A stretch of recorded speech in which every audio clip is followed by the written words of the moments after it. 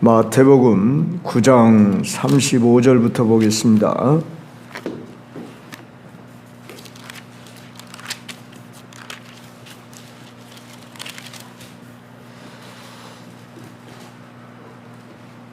한 절씩 교독하겠습니다. 마태복음 9장 35절부터 38절까지 봅니다.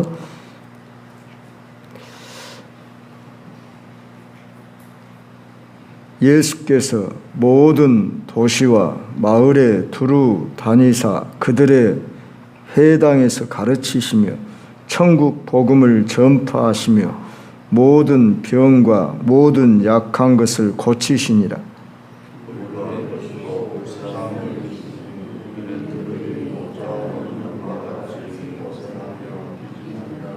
이에 제자들에게 이르시되 추수할 것은 많되 일꾼이 적으니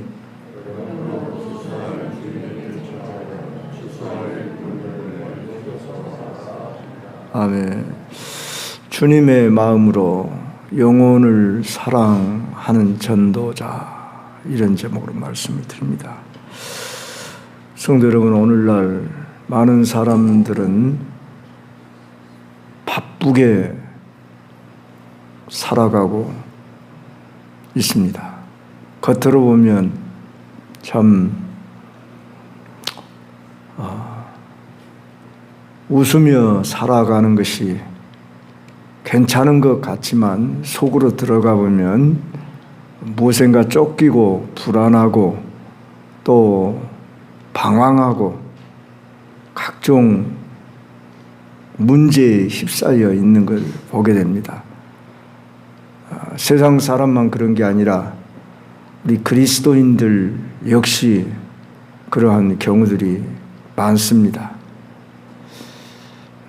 교회 안에 있으면 그리스도 안에 있고 평안하고 또 늘 소망 중에 은혜 중에 사는 것 같지만 예배당을 떠나서 여러분이 가정에서 직장에서 일터 이웃관계 속에서 나누는 대화들 또 그 모습 속에서 나는 주님의 백성답게 또 건강한 그리스도인으로 이렇게 살고 있는가, 우리들은 한 번씩 진단해 볼 필요가 있습니다. 그럴 때 주님이 오늘 우리를 보시면 어떻게 보실까? 당시 주님이 공생애를 사실 때 그 무리를 보시고 그 무리라고 할 때에 그들은 철저하게 율법 아래에서, 그러니까 우리로 말하면 성경 말씀 아래에서 종교적인 환경 아래에서 살아온 그런 사람임에도 불구하고 오늘 우리 주님이 진단하시기를 36절에 이렇게 표현합니다. 무리를 보시고 불쌍히 여기시니 이는 그들이 목자 없는 양과 같이 고생하며 기진함이라, 이렇게 한마디로 표현합니다. 이 한마디가 예수님의 공생의 3년 반 동안에 사람들을 바라보는 그 시선, 그 분의 마음이었다는 것입니다. 그럴 때 그 첫마디가 불쌍히 여기셨다 했는데, 이 불쌍히 여겼다는 이 원어적인 표현을 보면은 그 내장이 뒤틀릴 정도로 깊은 사랑과 아픔을 느끼셨다. 우리 보통 이런 말 쓰죠. 애간장이 녹는다. 그런 말이 우리 주님의 심정으로 무리들을 보았는데, 비유하기를 목자 없는 양과 같이 유리방황하는 모습이었더라. 자, 목자가 없는 양은 우리 이미 누가복음 15장 4절로 7절 통해서 한 두 주 전인가 말씀을 들었습니다.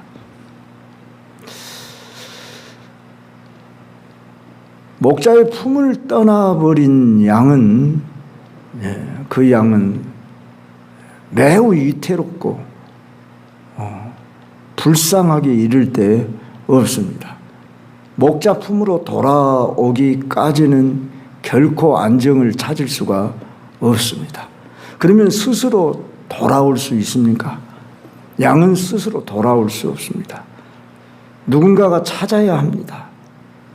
그럴 때 특히 목자의 품에 들어와야 하는데 그 품에 들어오지 않는 그러한 상태에 있는 무리로 보여졌으니, 우리 주님이 당시 이스라엘 백성들의 그 모습이 이러한 모습으로 보여질 때 애간장에 녹는 그런 모습으로 보여졌다. 우리는 목자의 품 안에 있을 뿐 아니라 우리가 작은 목자가 되어서 이제는 주님이 맡긴 사명을 따라서 오늘 이 영혼들을 바라보는 시선이 그렇게 될 수 있도록 해야 합니다. 우리가 언제까지 늘 방황하는 영혼이 되든지 어린아이처럼 주님, 나는 목자의 품 안에 있는 걸로 나는 족합니다. 그리고 목자의 품 안에만 있어도 괜찮겠는데 늘 그 품에 있다 떠났다 이런 모습을 방황하다 우리의 일생을 마친다면 과연 우리는 주님이 주신 이 마음을 헤아리고 그 사명을 다하지 못하고 우리는 바울이 볼 때에 내가 너희를 대할 때에 젖으로밖에 먹을 수밖에 없었다. 그래서 너희들은 영적으로는 어린아이다. 그렇게 말했습니다. 우리가 그 수준에 머물지 않도록. 물론 여러분 제가 그렇다는 것으로 지금 말하기보다 우리 중에 가까이 있는 우리 같은 교인들 중에 이런 모습으로 있는 자들을 우리가 품지 않으면 누가 품습니까?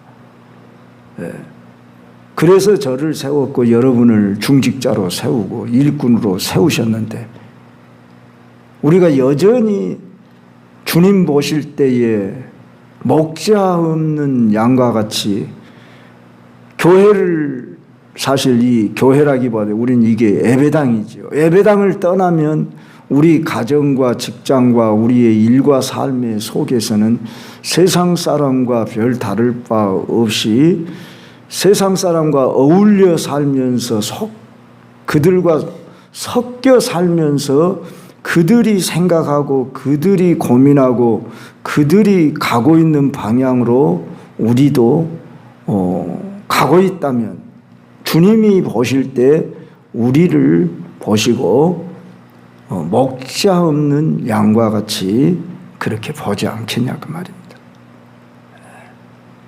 1차적으로 주님이 우리를 보십니다. 저 세상 사람들은 둘째입니다. 그랬을 때에 우리 자신들이 주님의 마음을 품고 저 세상에 있는 사람들 중에 주님이 택한 양들이 얼마나 될는지 우리는 알지 못합니다. 그러나 주님의 심정으로 우리는 바라보고 추수할 것이 많다 이렇게 봐야 합니다. 주님은 당시 사람들을 볼 때에 오늘 본문 말씀에 제자들에게 이르되 추수할 것은 많되 일꾼이 적다 그랬습니다. 그런데 오늘 많은 경우에 성도들이 아이고 추수할 것이 적어요. 전도하는 것이란 힘드는 것은 이제 믿을 만한 사람은 다 믿었고 이제 마음들이 강팍하고 그래서 이제 정말 추수할 것 없어요. 그래도 주님의 심정으로 우리는 추수할 것이 많다 그렇게 봐야 합니다. 왜요? 구원받아야 할 영혼이 많기 때문에 그렇습니다. 돌아와야 할 영혼이 많기 때문에 그럽니다. 우리 한국이 한때 20%에서 25%를 예수님을 믿는다 그랬습니다. 물론 신안인가 저쪽에 가면은 지금도 한 80% 이상 예수님을 믿는다고 합니다. 여러분들이 신안군에 한두 번 정도는 다 가봤을 것입니다. 그러면은 신안이라는 곳을 우리는 일명 천사의 섬이라 그렇게 일컫잖아요. 섬이 1004개가 있다고도는 의미도 있지만은 그들 중에 믿는 사람들이 많습니다. 80% 되는 경우들도 있고, 어느 마을에 가면은 시골이 90%에 해당되는 마을도 있지만 그렇지 않고 대부분은 거의 10%도 안 되는 마을들이 많은 것을 보게 됩니다. 그리고 전체적으로 우리 광주 시민들 중에서 천주교를 뺀 기독교인들이 몇 프로다냐? 그러면 제가 볼 때 아마 한 15% 정도밖에 안 될 것이라, 정확하지는 않습니다. 그 정도밖에 안 됩니다. 그리고 다음 세대를 볼 때 우리는 더 적다. 청년 대학생들을 볼 때는 3%밖에 안 된다, 이렇게 지금 진단을 내리기 때문에 대학 캠퍼스가 미전도 종족에 해당되는 그런 숫자입니다. 이단들이 득실거리고, 그로 인해서 전대 캠퍼스 같은 경우는 그 전도를 못하도록 금했습니다. 이단들 때문에 신천지로 인해서 그 몇 년 전에 그렇게 해서, 제가 왜 전대를 이야기냐, 우리 가까이 있는 북구에 소재되어 있고, 제가 전대 마을을 내 이웃집 다니듯이 제가 그곳을 한 10여 년 이렇게 살았기 때문에 잘 알지요. 그런데 바로 이러한 지경에 있고 다음 세대에 가서 제가 우리 주일학생들에게 암개야, 너 좀 전도 좀 해야, 뭐라고 한 줄 아세요? 여러분의 자녀들, 손자들이 뭐라고 하시냐면, 없어요. 전도할 사람은 없어요. 다 안 다닌다고 그래요. 이렇게 말을 합니다. 우리가 추수할 것이 많습니까? 적습니까? 그러면 주님은 많다고 말하는데, 오늘 성도들 생각 속에서는 없습니다, 적습니다, 안 됩니다 하는 이런 부정적인 생각으로, 시선으로 바라봅니다.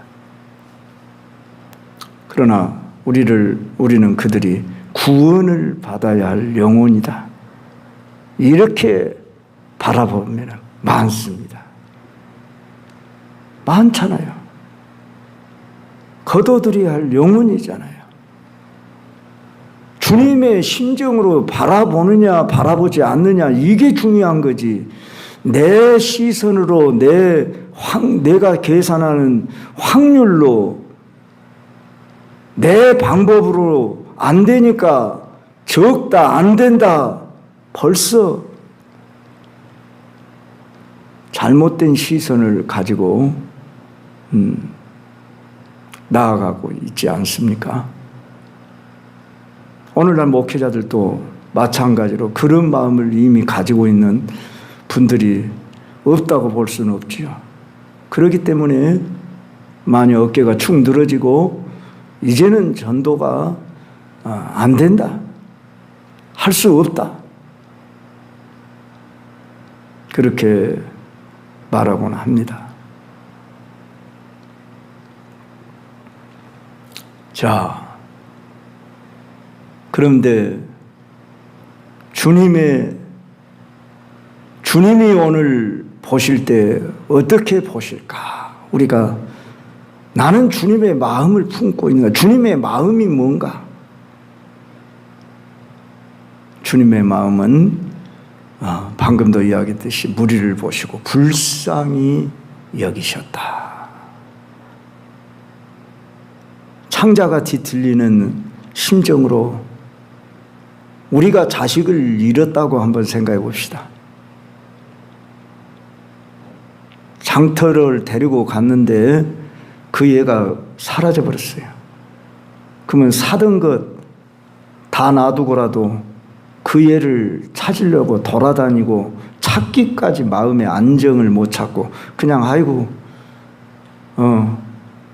경찰이 찾아주겠지. 그렇게 맡기고 저녁 되면 누군가가 데려다 주겠지. 그러고 들어올 수 있습니까? 결코 그럴 수 없지요. 우리 주님의 심정이 그러했다는 것을 우리가 10분 이해하고 우리는 누구를 모시고 사는 사람입니까? 주님을 모시고 사는 사람. 주님 내 마음에 주님 들어와 주세요. 그리고 우리가 기도했고 주님이 내 안에 사십니다. 그렇게 고백합니다. 그러면 우리는 주님의 마음을 가지고 오늘 산다고 하는 것이 우리 그리스도인들의 기본입니다. 그럼 주님의 마음이 뭘까요? 주님이 생각하고 주님이 바라보는 그 시선으로 우리도 바라보고 생각하고 그렇게 하는 것이 너무나 당연한데 언제부턴가 그 마음이 식어버렸다는 것은 주님을 향한 무엇이 식어버렸다는 겁니까? 사랑이 식어버렸다. 그거 아니겠습니까? 우리가 그 마음을 회복하자고 오늘 이 시간도 이렇게 특별한 주제를 가지고 영혼 사랑이 주님을 향한 주님이 세상을 보고 영혼을 바라보는 그 시선으로 나도 바라볼 수 있게 해 주십시오. 그 마음을 우리도 품어야 하는데 그 마음은 바로 자비와 긍휼의 마음이었습니다. 그런데 주님이 어떻게 그 일을 이루시겠다고 말씀하시냐 그러면은 제자들에게 추수할 것은 많되 일꾼이 적으니 추수하는 주인에게 청하여 추수할 일꾼들을 보내주소서 하라. 추수할 일꾼들이 적다. 추수할 일꾼들을 보내달라고 기도하라고 이렇게 제자들에게 요청하라고 말씀하고 있다는 겁니다. 주님은 방법도 가르쳐 주시고 그 일을 하라고 그러셨지 걱정만 하고 있으신 것이 아니었다는 것입니다. 주님은 불쌍히만 여기고 그냥 안타깝게만 여기고 자신이 그냥 십자가에 못 박혀 죽으시는 그 길로만 가고 말아버렸습니까?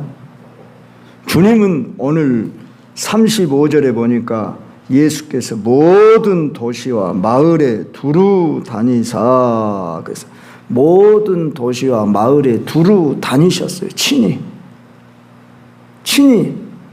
다니셨고 그들의 회당에서 가르치셨고 천국 복음을 전파하시고 모든 병과 모든 약한 것을 고치신다. 여기 단어에 모든이란 말이 3번이나 나옵니다. 할 수 있는 한 모든 장소와 여건들 그 모든 환경들을 이용하셨다고 말입니다. 여러분들이 직장 생활하시고 일과 생활을 하시기 때문에 전도자로서 모든 도시를 다니신다든지 그렇게 하실 수는 없습니다. 여러분이 처한 장소에서 점심시간에 대화 나누는 사람들 속에서 끝나고 돌아오는 시간에 또는 일과 속에서 만나는 사람들 속에서 영혼으로 바라보고 저들의 영혼을 주님의 마음으로 나도 바라보면서 불쌍히 여기는 이 마음을 우리가 품지 않는다면 우리들이 주님의 제자가 될 수가 없지요. 우린 제자로 부름을 받았습니다.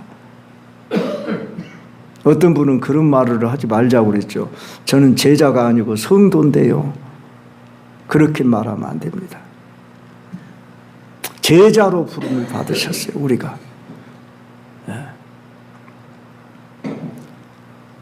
어제도 말씀했고 늘상 이야기하지만 저희 교회는 제자 되는 겁니다.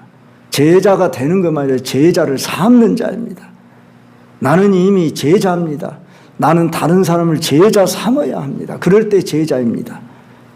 저는 여러분들이 다 제자로서 또 다른 사람을 제자 삼아야 한다는 것입니다. 너희는 가서 모든 족속으로 제자를 삼아라 그랬단 말입니다. 그러면 우리가 제자 되어야 한다 그 말입니다. 또 제자를 낳아야만 한다고 합니다. 사도 바울이 그렇게 말했지 않습니까? 디모데에게 내 아들아 너는 충성된 사람들에게 부탁하라. 그들이 또 다른 사람들을 가르칠 수 있으리라. 복음의 4세대라고 그랬죠. 바울이 디모데에게, 디모데가 충성된 사람들에게, 충성된 사람이 또 다른 사람들에게, 우리가 또 다른 사람들 중에 한 사람으로, 한 시대는 가고 한 시대는 와도 또 한 시대에 우리 뒤에 바톤을 이어받을 사람들을 낳지 않는다면, 한때는 화려했고 교회에 많은 사람들이 모였다고 하는 것이 어딥니까? 지금의 유럽입니다.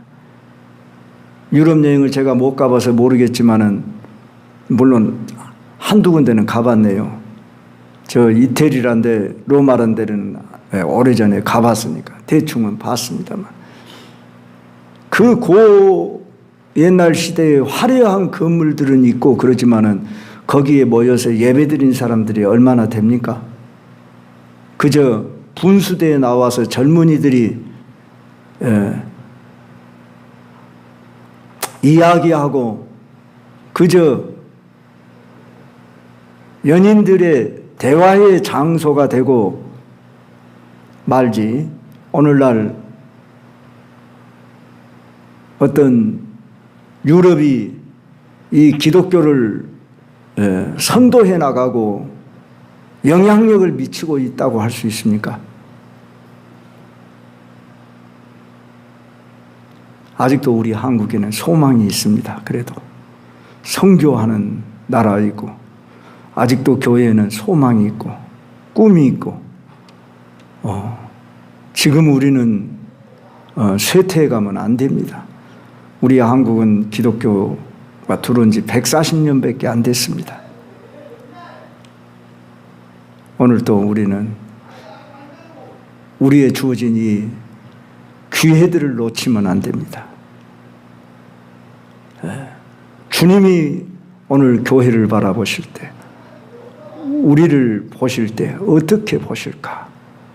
이 세상을 보실 때 어떻게 보실까? 주님이 보실 때에 목자 없는 양과 같이 방황하는 그러한 영혼으로 불쌍히 여기는 그런 마음을 가졌듯이 오늘 여러분 주변에 사람들 그렇게 보여지지 않습니까? 괜찮은 차를 타고 다니고 괜찮은 환경 속에 사는 것 같은데 마음은, 상황은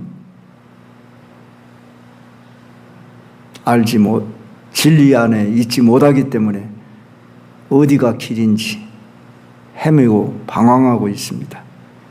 물론 그들은 겉으로 자랑할 겁니다. 나는 살 것 다 준비해놨고 자식들 다 괜찮고 그렇다고 말은 합니다. 자랑은 허탄한 자랑을 할 뿐입니다. 속으로는 허무함 속에 방황하고 불안해하고 있고, 아니 불안하지 않고 있지만 괜찮은 것 같지만 그들의 영혼은 텅 비어 있고 갈 길을 찾지 못하고 있는 불쌍한 자들입니다. 그것뿐이 아닙니다. 심하면 그들은 여러 가지 정신적인 그런 병에 시달리고 있고 어떤 문제에 휩싸여 불안, 두려움에 빠져 있는 자들도 얼마든지 많이 있습니다. 그들은 누군가의 도움을 필요로 하고 있습니다. 그럴 때 그들에게 주어진 어떤 좋은 환경이 그 문제를 해결할 수 없습니다. 그 문제를 해결해 줄 자는 저와 여러분입니다. 물론 거절할지 가리웁니다. 처음에는 가면을 씁니다. 그렇지 않은 척. 그럴 때 우리는 당신에게 내가 소개해야 할 분이 있습니다. 나는 그분을 만났습니다. 하고 전해주고, 우리가 전해준다 할 때 말로만 전해주니까 그들이 실망을 하는 겁니다. 그들의 마음을 품어야 하는 것입니다. 그래서 전도는 기술이 아니라 마음이다. 그래서 요새 가장 인기 있는 전도가 뭔지 압니까? 제가 이야기했죠. 예심 전도라고. 저는 그 전도법을 직접 가서 훈련받지 못했습니다만 훈련받은 사람들에게 그 전도법을 어느 정도 이렇게 전수를 받고 있습니다. 워낙 훈련비가 비싸요. 뭐 한 달에 뭐 40만 원이라든가 그 훈련을 2달인가 뭐. 그래서 그 훈련은 받지 못하고 있지만 무슨 전도 어떻게 하는 것인지 그 소스는 어느 정도 알고 있습니다. 그런데 전도는 방법이 아니라 거기서 방법도 가르치지만은 마음을 품으라고 해서 예심 전도라고 한답니다. 그 9월 언젠가 저기 그 무슨 교회더라? 거기서 하루 뭐 전도 무료로 전도하는 그런 날이 있다고 그래서 제가 달력에다 써놓고 한번 시간이 된다면 가보려고 합니다. 자, 지금까지 많은 전도법이 있고 또 지금도 계속 전도법이 있지만 전도는 기술이 아니라 마음이다. 예수님의 마음으로 나아가야 되고, 그리고 전도는 성령이 우리의 마음을 통해서 그 사람의 마음을 움직이게 하는 것입니다. 그리고 준비된 예비된 영혼은 성령께서 그 마음을 돌이키게 하시는 것입니다. 내가 전도하는 기술을 가지고 말을 잘해가지고 돌아올 것 같으면 오늘날 신학자, 목사들이 가장 전도를 많이 해야 됩니다. 그러나 실제적으로 전도는 결코 그렇게 되는 것이 아닌 것을 봅니다. 많이 해보는 길밖에 없습니다. 자주 해보고 많이 해보는 사람이 가장 잘합니다. 낚시는 누가 잘할까요? 고기 잡는 법은 누가 잘 잡을까요? 많이 해보는 길밖에 없습니다. 노하우를 가지고 경험을, 장사는 누가 잘할까요? 그 장사를 많이 해본 사람 이상 더 노하우를 가진 사람이 잘할 수밖에 없습니다. 여러분들도 입을 열기 전에 마음을 열고 마음으로 다가가시고 손을 내밀고 입을 열고 주머니를 열고 같이 하는 것, 그것입니다. 그래서 첫째, 우리의 마음이 예수님의 마음을 품고 예수님의 시선으로, 예수님의 방법이 뭐냐? 추수할 일꾼들을 보내주소서. 일꾼이 필요하다고 할 때에 물론 내가 일꾼이 되어야 합니다. 그러나 나만 가지고는 안 됩니다. 같이 일꾼을 세워야 하는 것입니다. 그래서 이 새벽에 여러분을 부른 겁니다. 같이 하자고. 우리 같이 일꾼으로 서자고. 추수할 일꾼을 보내주소서. 나는 추수할 일꾼으로 그렇게 살고 싶습니까? 그렇지 않고 싶습니까? 물어나만 하죠. 당연히 우리는 추수할 일꾼이에요. 저 신천지 사람들이 자기들을 뭐라고 그러죠? 추수꾼이라고 그래요. 왜 교회에 몰래 들어온 줄 아닙니까? 우리는 추수꾼이니까 들어온대요. 교회가 다 쭉정이들만 있으니까 자기들이 빼가는 추수꾼이래, 자기들이. 세상에 이 지경에 이르렀습니다. 이거 뭐 다 아는 사실 아닙니까? 좋은 것을 다 저기들이 도입을 해가지고 이용해서 꽤는 거짓 일꾼들이 오늘 판을 치고 있는 이때 우리가 의분을 품고 영혼을 바라보는 시선을 주님의 마음으로 다가가서 주님의 마음을 시원하게 해드리는 저와 여러분이 됩시다. 오늘도 내 주변에 있는 사람들 주님의 마음만 품고 같이 있어만 주고 대화만 해주면 주님이 하십니다. 내가 주님의 마음을 품는 것이 더 우선입니다. 주여, 오늘 우리 기도 제목이 그거여야 합니다. 주님의 마음 품게 해 주옵소서. 주님의 시선으로 보고 다가가게 해 주옵소서. 이렇게 나아가는 저와 여러분이 되기를 주의 이름으로 축원합니다.